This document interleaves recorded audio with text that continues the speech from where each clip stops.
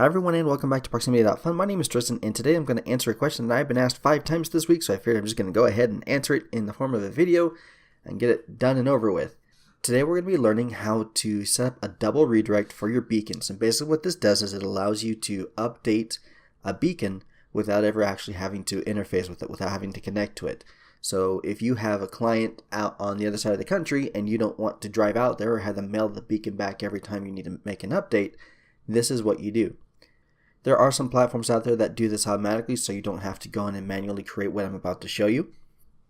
So like the Keekom beacons can do it. I believe Beaconstac beacons can do it.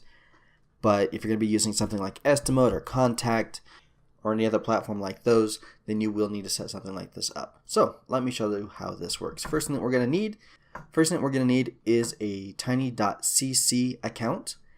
And it's super easy, it's super fast, it's free, it just works really well. So you want to create this account. Next thing you're going to want to do is access your beacons. And so we're going to be showing you how to do this today on Estimote beacons. So to update your beacon, go to settings, edit settings, and then to change the URL, we come down over here to where it says URL, Eddystone URL packet. And this is where that URL is going to go. You can see right now we're using a bit.ly, but we're going to change that. This is the site we're going to be using. This is the Proximity course. I'm going to come over here to Tiny.CC. We're going to click here where it says create a shorter link. Paste that in there. You can give it a custom identifier, so I'll call this Prox.Fun. And hit shorten. Cool. So that's done. And then what we do is we take this URL right here. I'm going to copy that. Come over here to Estimote. Paste that in there.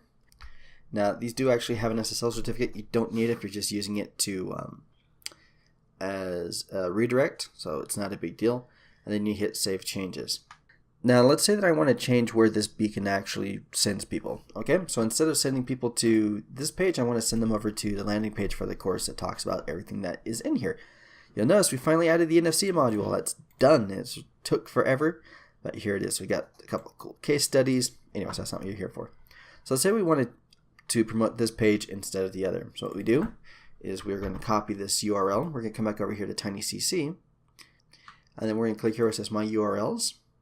Then we select it, click Edit, and we can actually change where that URL points. Then we hit Update this link, and so now that same URL, the same tiny URL that we created, this one right here, instead of sending people to this page, it's going to send them to this page. And we don't need to change anything over here because this part has actually stayed the same. Now, just to kind of help visualize this a little bit, let's go ahead and take a look at it like this. This is our beacon, okay? The beacon sends out the URL, okay? And then that URL will normally go to a website. So what we're doing here is we're making it so that way this URL can change without having to update the beacon. And so we can tell this URL, instead of going to this website, we want you to go to Facebook, or we want you to go to a different website.